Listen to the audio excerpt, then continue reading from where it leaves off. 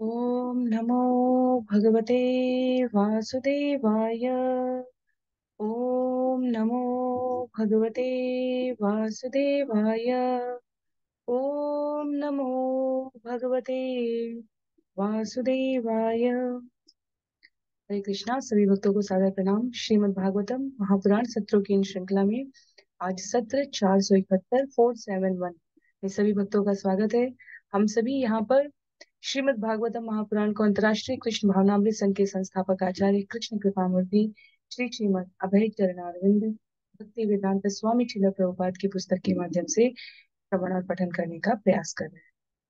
जैसा कि सत्रों का प्रारूप है, वर्तमान विषय वस्तु का संक्षिप्त अवलोकन, तत्पश्चात मंगलाचरण, उसके बाद एक एक श्लोक का वाचन और अनुवाद, श्रील प्रभुपाद के तात्पर्य के प्रकाश में भक्तों के संग हम सभी श्रवण मनन करने का प्रयत्न करें। वर्तमान विषय वस्तु के संदर्भ में हम सभी स्कंद 10 अध्याय 7 शक्तासुर का प्रसंग है यहाँ पर, जहाँ तृणावर्त का वध होगा। एक ही अध्याय में दो असुरों के बारे में बताया गया है।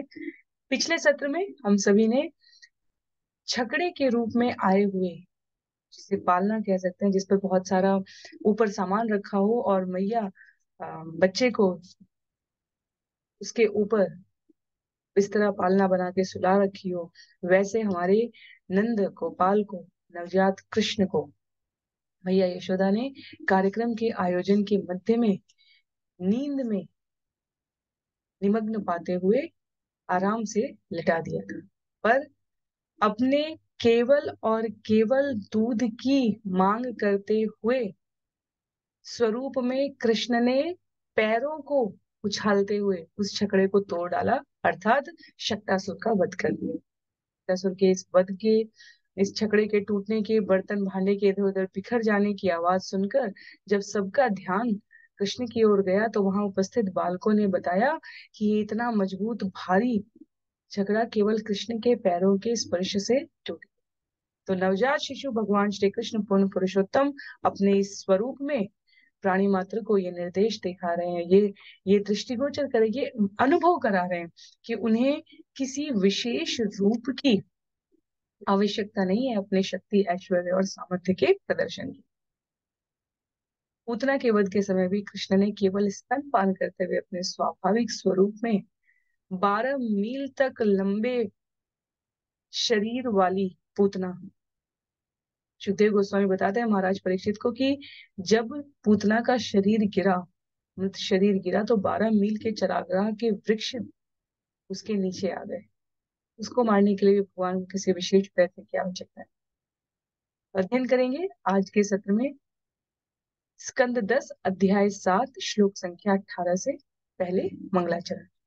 नारायणं नमस्कृत्य नरं चैव नरोत्तमं देवीं सरस्वतीं व्यासं ततो जयमुदीरयेत्।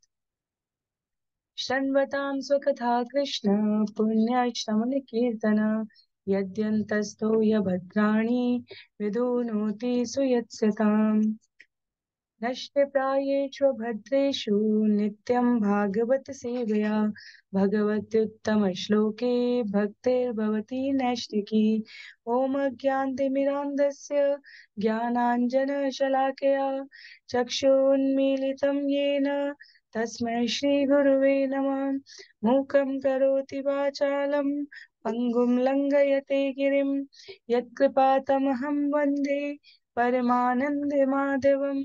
वाञ्छाकल्पतरुभ्यश्च कृपा सिन्धुभ्यैव च पतितानां पावनेभ्यो वैष्णवेभ्यो नमो नमः। जय श्री कृष्ण चैतन्य प्रभु नित्यानंद श्री अद्वैत गदाधर श्रीवासादि गौर भक्तवृंद। हरे कृष्णा कृष्ण कृष्ण हरे हरे, हरे राम राम राम हरे हरे। हरे कृष्णा कृष्ण कृष्ण हरे हरे, हरे राम राम राम हरे हरे। हरे कृष्णा कृष्ण कृष्ण हरे हरे, हरे राम राम राम हरे हरे। हरे कृष्णा। पुनः सभी भक्तों को सादर प्रणाम। सत्र 471 471 में सभी का स्वागत है। हम सभी स्कंद 10 अध्याय 7 तृणावर्त का वध श्लोक संख्या 18 से इस विषय को आगे श्रवण करने का प्रयास करें। परीक्षित महाराज द्वारा जिज्ञासा किए जाने पर कि भगवान के बारे में, उनसे संबंधित लीलाओं के बारे में जो कुछ भी घटित हुआ है, कृपया मुझे अनुग्रही कृपा पात्र बनाकर अवगत कराएं। तो उन्होंने ये नहीं कहा कि मैं इतना श्रेष्ठ हूं इसलिए आप मुझे बताएं। परीक्षित जी के प्रश्नों में विनम्रता है, जिज्ञासा है और पूर्ण शरणागति है। सुखदेव गोस्वामी वक्ता के रूप में परीक्षित महाराज को ये कथाएं सुनाने में उतने ही आनंद का अनुभव कर रहे हैं जितनी सुनने वाले हैं। तो वक्ता और श्रोता का ये परस्पर समन्वय कथामृत के रस का वर्धन कर रहा है। सुखदेव गोस्वामी श्लोक संख्या 18 में 17 और 18 एक साथ करते हैं हम सभी। श्लोक संख्या 17 में कहते हैं, विप्रा मंत्र विदो युक्ता तेया प्रोक्ता तथाशिष ता निष्फला भविष्यन्ति न कदाचित अपि स्फुटम। वैदिक मंत्रों के उच्चारण में पूरी तरह से पटु ब्राह्मण योग शक्तियों से संपन्न योगी थे। वे जो भी आशीर्वाद देते वह कभी निष्फल नहीं जाता था। आशीर्वाद का उल्लेख वहां पर है जहां गिरे हुए बर्तन भांडे फैले हुए, शक्रासुर के वध से छकड़े से इधर उधर बिखरे हुए सामानों को देखकर नंद बाबा ने, मैया यशोदा ने, कृष्ण सुरक्षित है, कृष्ण स्वस्थ है, कृष्ण मुस्कुरा रहे हैं,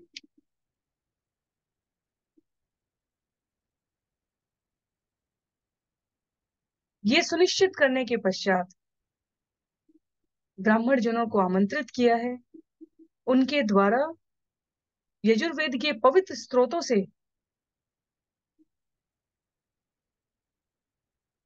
अनुष्ठान की उस प्रक्रिया को संपन्न करने के लिए उन्हें आमंत्रित किया है, जिसमें मंत्रोच्चारण के द्वारा शुद्ध जड़ी बूटी से मिश्रित जल के द्वारा कृष्ण को स्नान किया गया है, अग्नि यज्ञ हुआ है और सभी उपस्थित ब्राह्मण अतिथियों को सुंदर स्वादिष्ट भोजन खिलाए गए। उसके पश्चात कहते हैं सुखदेव गोस्वामी कि नंद बाबा के द्वारा गायों को सुनहरे मालाओं से, हारों से, वस्त्र फूलों से सजाकर उपस्थित आगंतुकों को, ब्राह्मणों को, अतिथियों को प्रदान किया गया है, जिसके बदले में उन्होंने समूचे परिवार को, विशेष रूप से नंद बाबा को आशीर्वाद दिया। तो वैदिक मंत्रों के उच्चारण में पूरी तरह से पटु ब्राह्मण, योग शक्तियों से संपन्न योगी जब कोई आशीर्वाद देते हैं तो वो निश्चित रूप से फलित होता है, और इसी प्रकार जब वो कोई कटु वचन कहते हैं, श्राप युक्त वाणी कहते हैं, वो भी फलित होता है। श्रील प्रभुपाद कहते हैं, इस ब्राह्मण दक्षता के बारे में कहा गया सुखदेव गोस्वामी का वक्तव्य गुण, कर्म और स्वभाव से है। वे जो समाज कल्याण के लिए अपने कार्यों में संलग्न हैं, वे जो अपने व्यक्तिगत मिथ्या अहंकार, स्वार्थगत दोषों से परे हैं,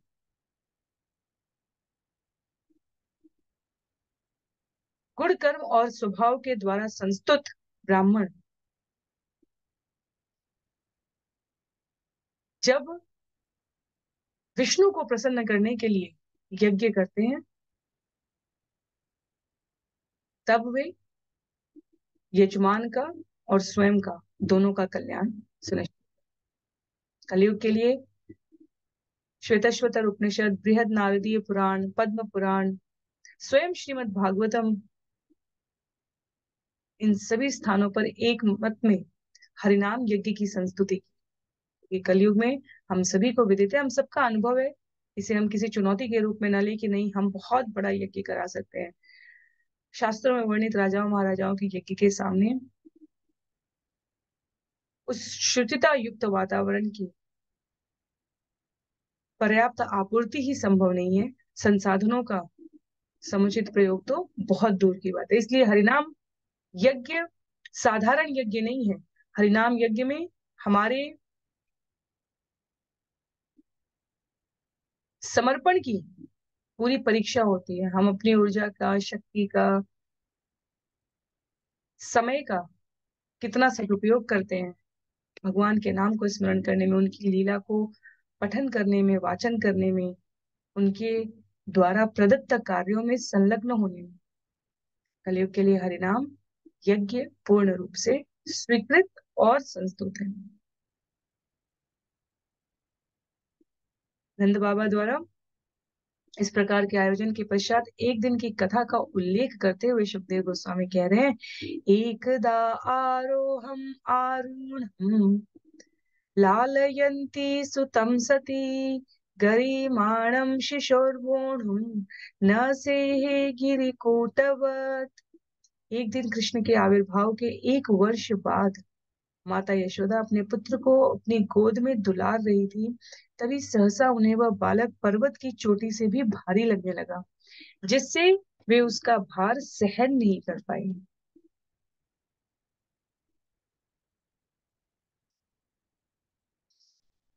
श्रील प्रभुपाद लालयंत्री शब्द का तात्पर्य में उल्लेख करते हुए कहते हैं, कभी उछालना, कभी हाथ में पकड़ना, ऐसा करने से शिशु जो जिस प्रकार का उत्साहपूर्ण, कौतूहलपूर्ण हास्य उत्पन्न करता है, उससे मैया को भी आनंद आता है। तो मैया यशोदा ऐसी ही कर रही थी, पर ऐसा करते करते उन्हें अचानक से अनुभव होने लगा कि कृष्ण इतने अधिक भारी लग रहे हैं कि वो उनका भार नहीं सहन कर सकते।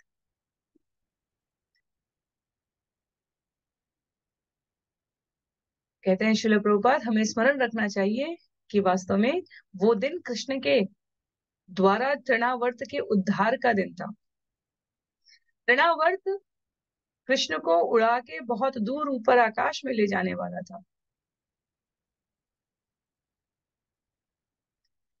कृष्ण अवगत थे कि यदि तृणावर्त माता की गोद से आकर उन्हें लेकर चला गया तो मैया बिल्कुल व्याकुल हो जाएंगी, और मैया को असुर के कारण कोई कष्ट नहीं होना चाहिए। इसलिए वे जो प्रत्येक वस्तु के उद्गम है, वो जो पूरे ब्रह्मांड के भार को अपने ऊपर धारण करते हैं, वो कृष्ण मैया यशोदा की गोद में है, जिनका संसार की हर वस्तु पर स्वामित्व है।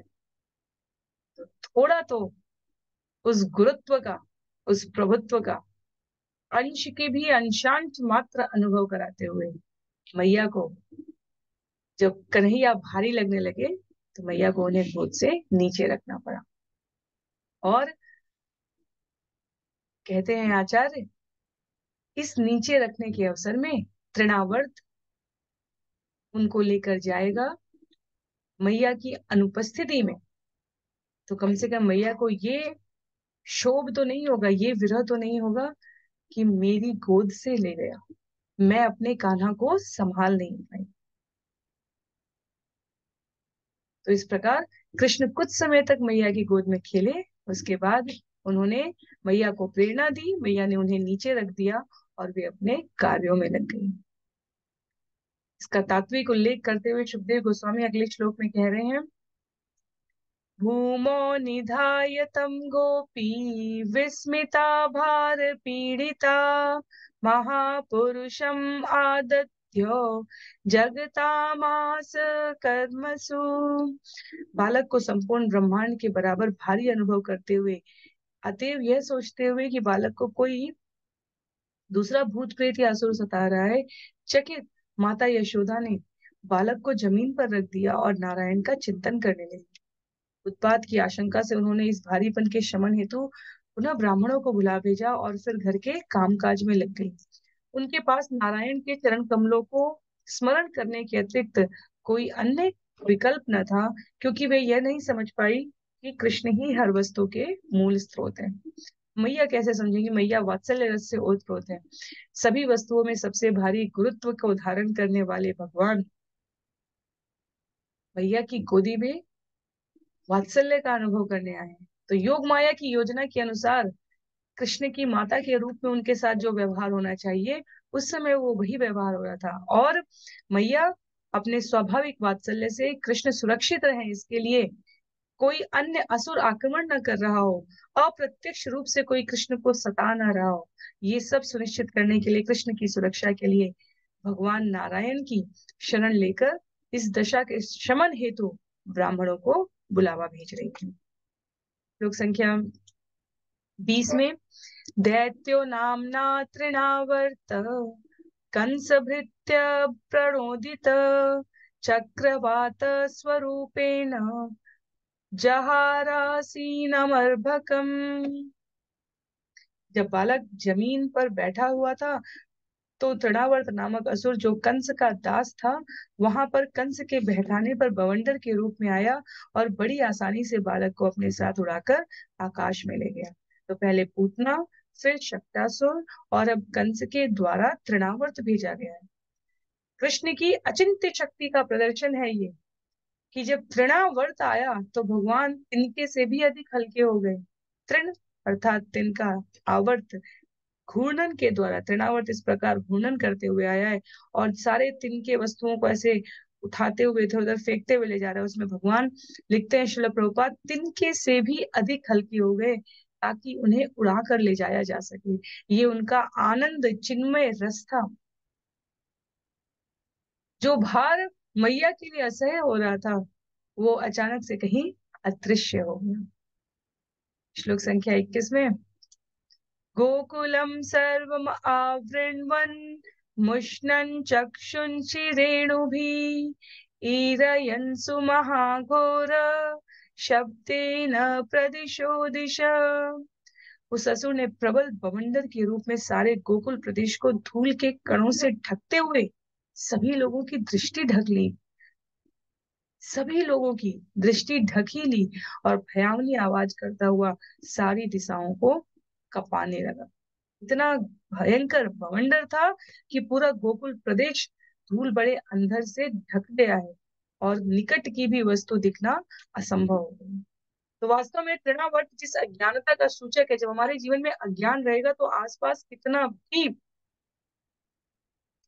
ज्ञान युक्त दृश्य अवलोकन करने के लिए हो, हमारी इंद्रियां उस ओर केंद्रित नहीं हो सकती। भक्ति विनोद ठाकुर महाशय द्वारा एक एक राक्षस को, एक एक इन असुरों को एक एक प्रकार की कमी के रूप में बताया गया है। आसपास का माहौल इतना अंधकारमय हो जाए कि ज्ञान की दृष्टि ही समाप्त हो जाए। तृणावर्त उसका प्रतिनिधित्व कर रहा है यहाँ। तो निकट की वस्तु दिखना भी असंभव हो गई। मुहूर्तम अभवत् कोष्ठम रजसा तमसावृतम सुतम यशोदना अपश्यत् तस्मिन्यस्तवती यथा। क्षण भर के लिए समूचा चरागाह धूल भरी अंधड़ के घने अंधकार से ढक गया और माता यशोदा अपने पुत्र को उस स्थान में ना पा सकी जहां उसे बैठाया था। ब्रजवासियों के और विशेष रूप से नंद बाबा, यशोदा मैया, रोहिणी माता के जीवन के इस समय काल की भी यदि हम कल्पना करें तो असह्य है। पहले दिन से, जब से भगवान आए हैं वृंदावन में, ब्रजवासी हर क्षण केवल उनकी सुरक्षा के लिए ही चिंतित हैं।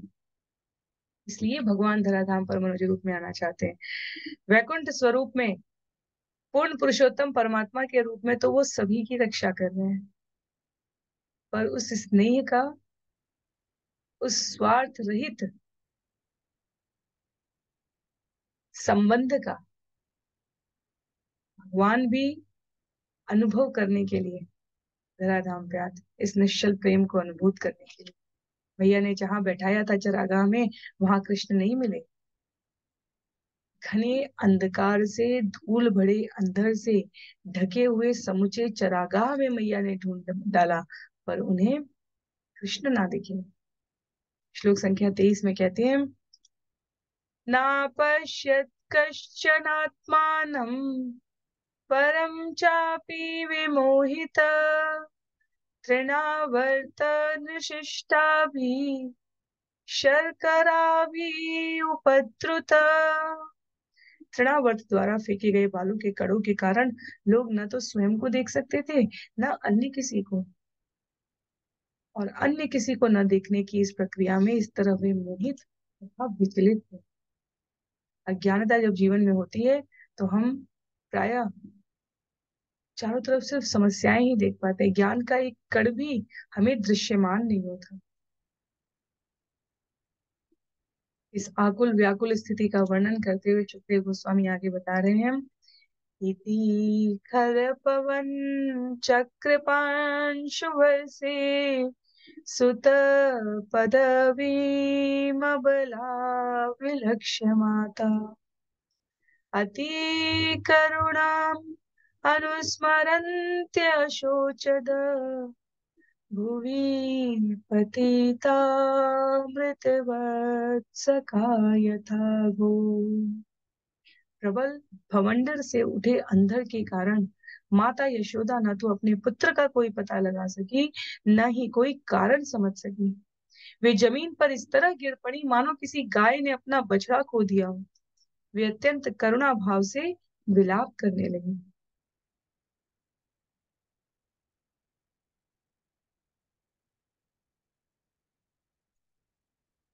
यह यशोदा जिनके जीवन का एक क्षण भी कृष्ण के स्मरण के बिना न व्यतीत हो, जिनके श्वास प्रति श्वास में केवल कृष्ण का ही चिंतन हो, वो अचानक से इस प्रकार अदृश्य हो जाए अकारण ही, तो मैया को कोई जीवन जीने का उद्देश्य नहीं नजर आ रहा है। जैसे गाय बछड़े को खोकर आकुल व्याकुल हो, उस तरह अत्यंत करुण भाव से मैया ने विलाप करना आरंभ कर दिया। मैया के इस विलाप को सुनकर आसपास की गोपियां आ गई। तम अनूने शम्य तत्र गोप्यो दृशम अनुतप्त धियोश्रुपूर्ण मुख्य रुरुदोनुप्लव्य नन्दसूनुम् पवनुपारत पांशुवर्षवेगे। जब अंधर तथा बवंडर का वेग घट गया तो यशोदा का करुण क्रंदन सुनकर उनकी सखियां गोपियां उनके पास आई, किंतु वे भी कृष्ण को वहां न देखकर अत्यंत उद्विग्न हुई और आंखों में आंसू भरकर माता यशोदा के साथ वे भी रोने लगी। तो ऐसा नहीं था, सुखदेव गोस्वामी यहाँ वर्णन कर रहे हैं, तो ऐसा नहीं है कि इस बीच में गोपियों ने, नंद बाबा ने, यशोदा मैया ने अपना उद्यम नहीं किया है। वास्तव में कृष्ण वहां दृष्टिगोचर नहीं थे, क्योंकि कृष्ण वहां उस वक्त उस शरीर रूप से उपस्थित न थे। लीला के इस क्रम में तृणावर्त उन्हें दूर आकाश में ऊंचाई पर लेकर चला गया था। भौतिक जीवन में हमारा सुख, हमारा ऐश्वर्य, हमारी शांति अपनी इंद्रिय तृप्ति, अपनी इच्छाओं को संतुष्ट करने की होती है। ब्रज के जीवन में आचार्य कहते हैं कि कृष्ण के रहने पर गोपियां सुखी रहती थी, उनके पास न होने पर उनके विरह का अंदाजा भी नहीं लगाया जा सकता। मैया यशोदा को विलाप करते देख के अन्य स्त्रियां भी रोने लगी, क्योंकि उन्हें कोई मार्ग ही नजर न आया जहां वे कृष्ण के अदृश्य हो जाने के इस क्रम को ढूंढने के लिए आगे बढ़ सके। तृणावर्त शांतरयो वात्यारूपधरो हरन् कृष्णं नभो गतो गन्तुं नाशक्नोद्भूरि भारभृत्। तृणावर्त असुर वेगवान बवंडर का रूप धारण करके कृष्ण को आकाश में बहुत ऊंचाई तक ले गया, किंतु जब कृष्ण असुर से भारी हो गए तो असुर का वेग रुक गया, जिससे वह और आगे नहीं जा सका। हम अपनी योजनाओं में सोचते हैं कि हम अपनी योजनाओं के प्रयास से आगे बढ़ रहे हैं, पर वास्तव में हम अपनी किसी भी विचार और योजना में उतना ही आगे बढ़ पाते हैं जितना वो भगवान की योजना से मेल खाता है। भगवान वहां तक गए जहां तक वे जाना चाहते। तृणावर्त उसके आगे भगवान को नहीं ले जा सका। तृणावर्त के लिए भगवान भारी हो गए, जिससे उसका वेग रुक गया और वो आगे नहीं जा सका। तो अणिमा, लघिमा, महिमा, प्राप्ति, प्राकम्य, ईशित्व, वशित्व, काम, वसायिता, ये सब जो अष्ट सिद्धियां कही गई हैं, योगाभ्यास के द्वारा असुरगण सामान्यतया इनसे युक्त होते हैं। और आचार्य कहते हैं इन शक्तियों से युक्त व्यक्ति भी कृष्ण की योग शक्ति से स्पर्धा नहीं कर सकते, क्योंकि कृष्ण योगेश्वर है, इन शक्तियों के स्रोत हैं। यदि कृष्ण की योग शक्ति का एक अंश पाकर कोई असुर, वास्तव में कोई जीव, अपनी शक्ति का प्रदर्शन सामान्य जनता के सामने करने लगे, तो उसे असुर कहा जा सकता है, जो अपने आप को इन शक्तियों का प्रदर्शन करके ईश्वर बतलाने लगे। कोई पूर्ण पुरुषोत्तम भगवान से ऊपर नहीं। महिमा सिद्धि प्राप्त करके तृणावर्त ऊपर तक तो ले गया, पर सिर्फ वहां तक जहां तक कृष्ण की इच्छा थी। और कृष्ण की इच्छा भी वहां तक थी जहां तक अभी हम आगे श्रवण करेंगे कि ग्वाल बाल देख सके, अच्छा कृष्ण वहां है, कृष्ण वहां तक है, बिल्कुल अदृश्य आकाश में नहीं, एक निश्चित उचित ऊंचाई तक लेकर गए हैं तृणावर्त, जहां तक जाने की कृष्ण की योजना थी। कहते हैं श्रील प्रभुपाद तात्पर्य में, तृणावर्त माता यशोदा की उपस्थिति में कृष्ण को वहां तक ले जा पाया जहां तक कृष्ण जाना चाहता। महिमा सिद्धि धारण करके तृणावर्त ले तो गया, और उसे अपनी शक्ति रोकनी ही पड़ी, जो कि वह कृष्ण की इच्छा के अनुसार उससे आगे न ले जा पाया, और अब उसको नीचे आना पड़ेगा। क्यों? क्योंकि अब भगवान की इच्छा है। श्रील प्रभुपाद तात्पर्य में कहते हैं, भक्तों में भगवान की साधना करने से, भक्ति करने से, सेवा करने से भगवान की योग शक्ति का अंश आ भी जाता है, पर कभी भक्त इन चमत्कारिक गतिविधियों में अपने आप को संलग्न नहीं करते, क्योंकि ये सस्ती लोकप्रियता देता है, क्योंकि ये भौतिक इंद्रिय तृप्ति को प्रशस्त करता है। और यदि कभी ईश्वर की इच्छा होती है, तब भक्तों द्वारा, साधकों द्वारा भगवान की प्रसन्नता के लिए अत्यंत असामान्य अवसरों पर इसका प्रदर्शन किया भी जा सकता है, पर स्वयं को मूल्यवान, महत्वपूर्ण और महिमा सिद्ध व्यक्ति बताने के लिए नहीं, अपितु भगवान की महिमा का वर्धन करने के लिए।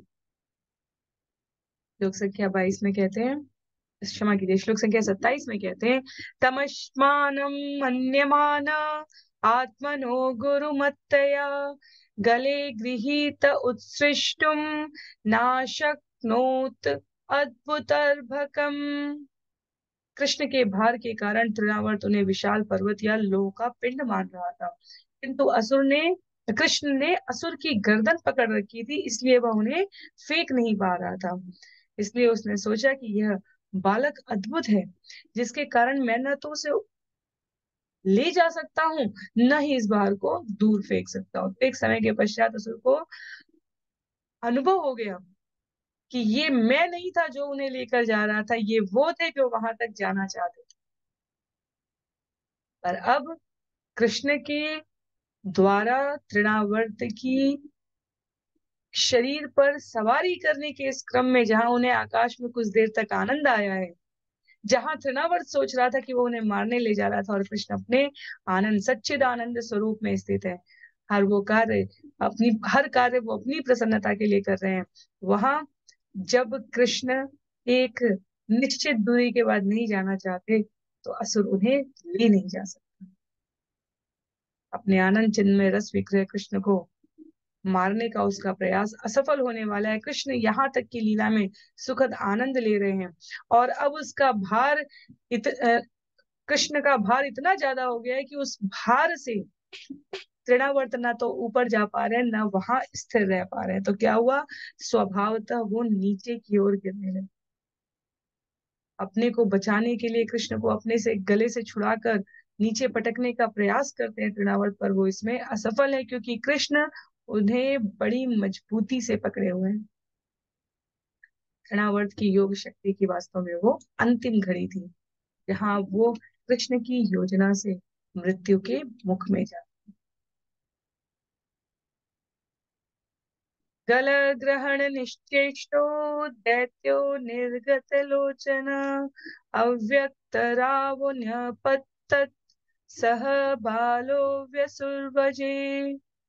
कृष्ण ने तृणावर्त को गले से पकड़ रखा था, इसलिए उसका दम घुट रहा था। जिससे वह न तो करा सकता था, न ही अपने हाथ पैर हिला डुला सकता था। उसकी आंखें बाहर निकल आई थी, उसके प्राण निकल गए और वह उस छोटे बालक सहित व्रज की भूमि पर नीचे गिर आए। तो गले से पकड़े हुए कृष्ण ने तृणावर्त के दम घुटते शरीर को, जहां वो हाथ पैर नहीं हिला पा रहा है, करा रहा है, बाहर की ओर निकलती आंख और प्राण दोनों को ब्रज की भूमि पर नीचे गिरने के इस क्रम में कृष्ण ने साध लिया था। कोई भगवान की समता नहीं कर सकता। श्रेष्ठ होने की बात तो बहुत दूर की है। ये जीव का मिथ्या अहंकार कितना बड़ा होता है कि अपने पूर्वगत प्रारब्ध से प्राप्त परिणामों को स्वीकार न करके कई बार भगवान को भी दोष देने लगता है। हम नहीं मानते भगवान है तो कहाँ है, दुनिया में इतना अत्याचार हो रहा है कहाँ है। अपने कर्मों के प्रति सचेष्ट न रहने वाले जीव उसके परिणाम की दशा के लिए भगवान को जिम्मेदार ठहराते हैं। भगवत गीता में भगवान स्पष्ट रूप से कह चुके हैं, अपने हृदय के शुद्धिकरण के लिए, अपनी भगवत चरणाओं में शरणागति बढ़ाने के लिए, भगवान की सेवा करने के लिए इस जीवन का प्रयोग करो। समस्त योजनाओं को, समस्त कार्यों को। इसका अर्थ कहीं दूर एकांत में जाकर अ, गुफा में, कंदरा में रहने के लिए नहीं कहा जा रहा है। व्यवहारिक जीवन में जो मूल्य है, संस्कार है, संस्कृति है, प्रसन्नता पूर्वक उसके द्वारा, उत्सव आयोजनों के द्वारा, विभिन्न अवसरों के द्वारा, सामान्य जनों के बीच में रहते हुए भगवान की प्रसन्नता के लिए कार्य करो। श्लोक संख्या 29 में कह रहे हैं, तमन्तरिक्षात् पतितं शिलायां विशीर्ण सर्वार्यवयं करालं पुरं यथारुद्रशरेण वित्तं स्त्रियो रुदत्यो ददृशु समेताम्। जब वहां एकत्र गोपियां कृष्ण के लिए रो रही थी, तो वह असुर आकाश से पत्थर की एक बड़ी चट्टान पर आ गिरा, जिससे उसके सारे अंग छिन्न भिन्न हो गए, मानो भगवान शिव जी के बाढ़ से बेधा गया त्रिपुरासुर। त्रिपुरासुर असुर के साथ समता करते हुए कहा गया, इतनी तेजी से गिरे हैं तृणावर्त नीचे कि उनके सारे अंग छिन्न भिन्न हो गए।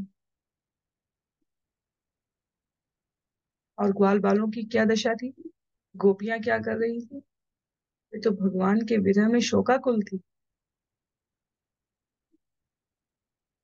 भगवान अपने भक्तों के आनंद का वर्धन करने के लिए ऐसी विपदाओं और स्थितियों में प्राणी मात्र को ये सूचना प्रदान करते हैं, जो मेरे विरह में व्याकुल है, उसके विरह में भगवान उससे अधिक व्याकुल होते हैं।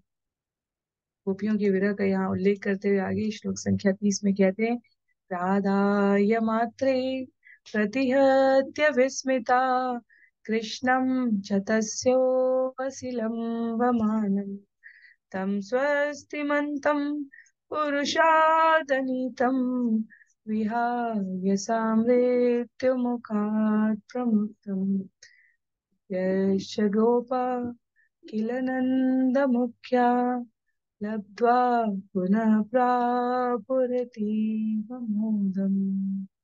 गोपियों ने तुरंत ही कृष्ण को असुर की छाती से उठाकर माता यशोदा को लाकर सौंप दिया। वे समस्त अशुभों से मुक्त थे, क्योंकि बालक को असुर द्वारा आकाश में ले जाए जाने पर भी किसी प्रकार की चोट नहीं आई थी और वह अब सारे खतरों तथा दुर्भाग्य से मुक्त था। इसलिए नंद महाराज समेत सारे ग्वाले तथा गोपियां अत्यंत प्रसन्न थे। जहां असुर के शरीर के सभी अंग छिन्न भिन्न हो गए, वहां छाती पर कृष्ण सुरक्षित है, ये देखना मात्र गोपियों का, ग्वाल वालों का, नंद बाबा मैया यशोदा का शरीर से निकला हुआ प्राण वापस ले आया। बिना किसी दुर्घटना के, बिना चोट खाए, कृष्ण तनिक भी विचलित हुए बिना आनंद से खेल रहे हैं। ये है आनंद चिन्मय रस विग्रह। हर हालत में भगवान, हर स्थिति में भगवान सच्चिदानंद विग्रह। तो को लगा भगवान संकट में है, और असुर की चौड़ी छाती पर प्रसन्नता पूर्वक खेलते हुए नीचे आ गए भगवान। ब्रजवासियों की नजर में मृत्यु के मुंह से बाल बाल बचे थे, और वास्तव में वो सब कृष्ण की सुरक्षा से रक्षित थे। भगवान की पुनः आगमन की इस योजना को, इस कार्यकलाप को देखकर सभी निवासी अत्यंत प्रसन्न हो गए। आपस में संवाद करने लगे। कहते हैं, अहो पतात्यद्भुतमीश रक्षसा बालो निवृत्तिं गमितोऽभ्यगात् पुनः हिंस्र स्वपापेन विहिंसित खल साधु समत्वेन भयाद् विमुच्यते। यह सबसे अधिक आश्चर्य की बात है। यह अबोध बालक इस राक्षस द्वारा खाए जाने के लिए दूर ले जाया जाकर भी बिना मारे या चोट खाए वापस लौट आया। क्योंकि राक्षस ईर्ष्यालु, क्रूर तथा पापी था, इसलिए वह अपने पाप पूर्ण कृत्यों के लिए मारा गया। यही प्रकृति का नियम है। निर्दोष भक्त की रक्षा सदैव भगवान द्वारा की जाती है और पापी व्यक्ति को अपने पाप में जीवन के लिए दंड दिया जाता है। जहाँ श्रील प्रभुपाद के सानिध्य में, गुरु शिष्य परंपरा में हम सभी श्रवण करने वाले साधक निष्पाप भक्तिमय जीवन जीने की प्रेरणा ले रहे हैं, कृष्ण भावना में भावित होकर अपने आप को पूरी तरह कृष्ण कार्यों में अनुरक्त करने का प्रयास कर रहे हैं। वहां इस प्रकार के उद्गार हमें आश्वस्त करते हैं कि भगवान होकर भी कृष्ण मानवीय बालक की भूमिका अदा कर रहे हुए जीवन की किसी भी परिस्थिति में भक्तों को खतरों से मुक्त रखने के लिए संलग्न। कृष्ण के प्रति उत्कृष्ट वात्सल्य प्रेम के कारण ब्रजवासी उन्हें अबोध मान रहे हैं, जिसे भगवान ने बचा लिया।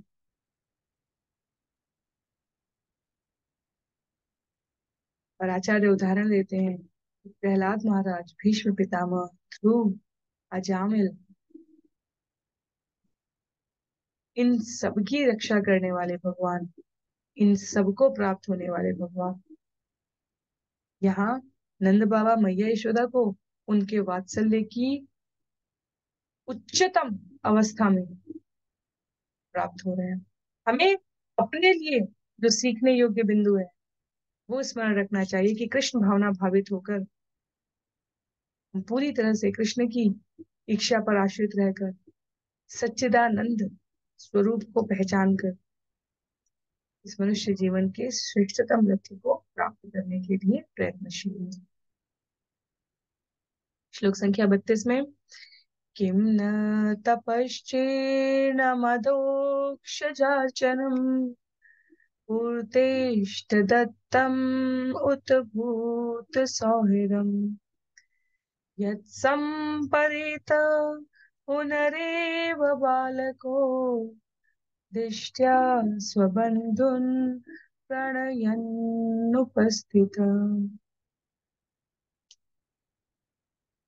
नंद महाराज तथा अन्य लोगों ने कहा, हमने अवश्य ही पूर्व जन्म में दीर्घ काल तक तपस्या की होगी, भगवान की पूजा की होगी, जनता के लिए सड़कें तथा कुएं बनवाकर पुण्य कर्म किए होंगे और दान भी दिया होगा, जिसके फलस्वरूप मृत्यु के मुख में गया हुआ यह बालक अपने संबंधियों को आनंद प्रदान करने के लिए लौट आया है।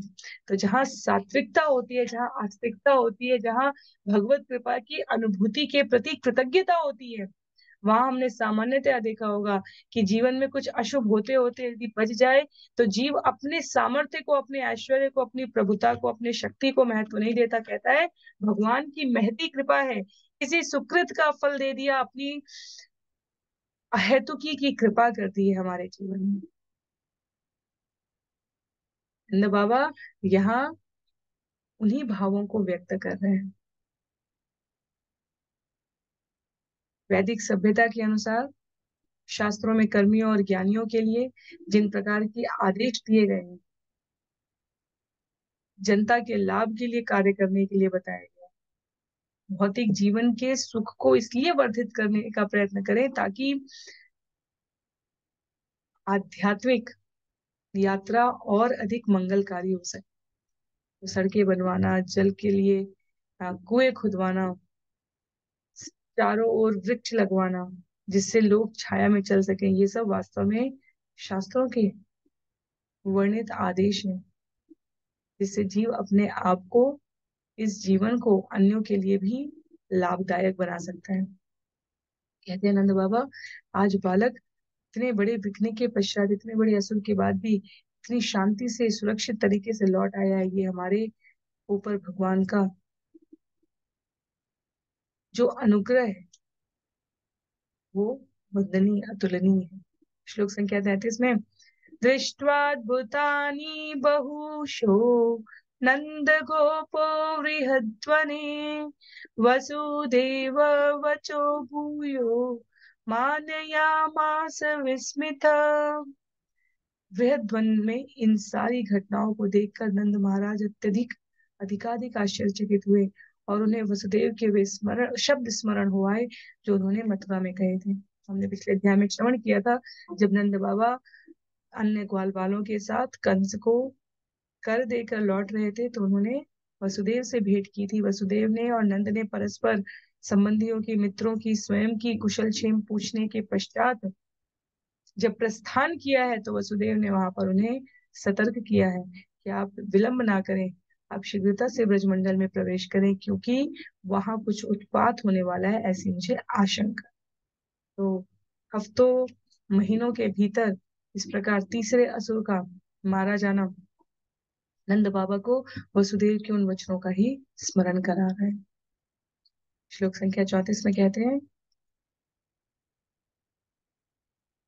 एकदा अर्भकमादाय स्वाङ्कमारोप्य भामिनी प्रस्नुतं पाययामास स्तनं स्नेह परिप्लुता। एक दिन माता यशोदा कृष्ण को अपनी गोद में बैठाकर उन्हें मात्र स्नेह के कारण अपने स्तन से दूध पिला रही थी। दूध उनके स्तन से चू रहा था और बालक उसे पी रहा था। 35 और 36 एक साथ उल्लेखित करते हुए कहा गया है, पीत प्रायस्य जननी सुतस्य रुचिरस्मितं मुखं लालयति राजन् जृम्भतो तत्तृषेदम् खं रोदसी ज्योतिरनीकमाशा सूर्येन्दुवह्निश्वसनाम्बुधिंश्च द्वीपान्यकांस्तत्युहि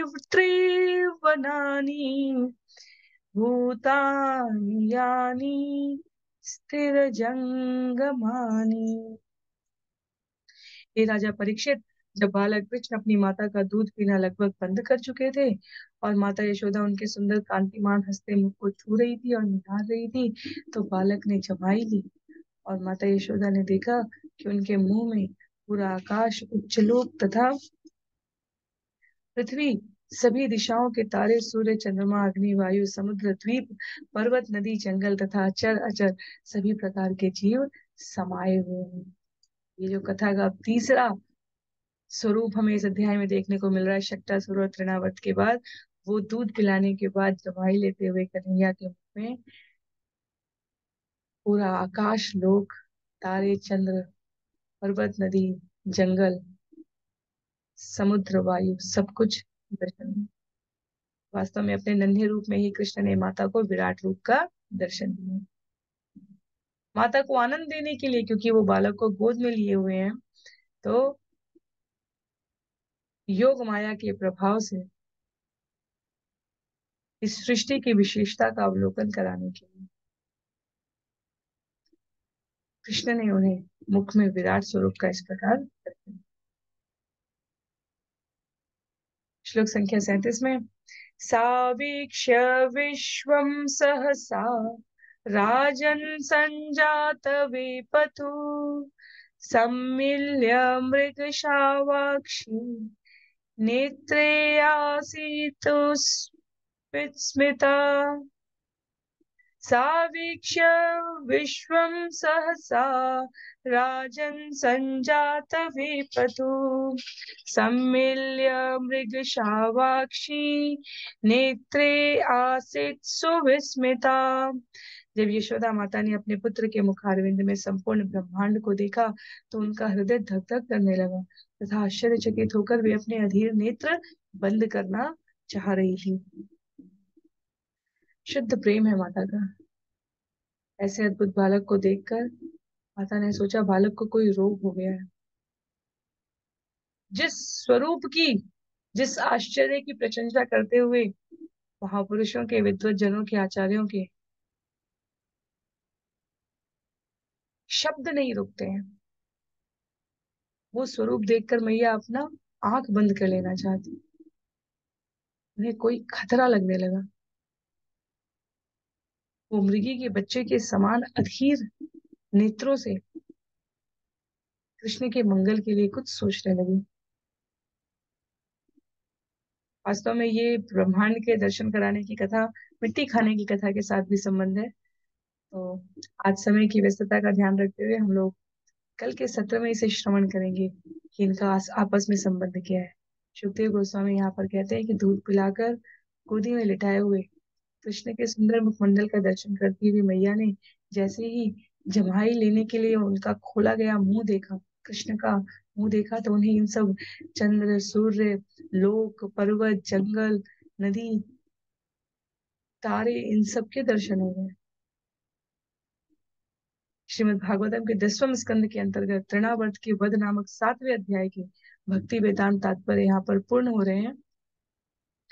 अध्याय 8 में कृष्ण द्वारा अपने मुख के भीतर विराट रूप के प्रदर्शन की कथा को हम लोग विस्तार में श्रवण करना आरंभ करें। आज के लिए सत्र को यहीं पर समाप्त करते हैं। किसी भी प्रकार की जिज्ञासा के लिए, सहमति के लिए आप जहां भी जुड़े हुए वहां से अपने विचार प्रेषित करें। श्रील प्रभुपाद की जय। श्रील गुरुदेव की जय।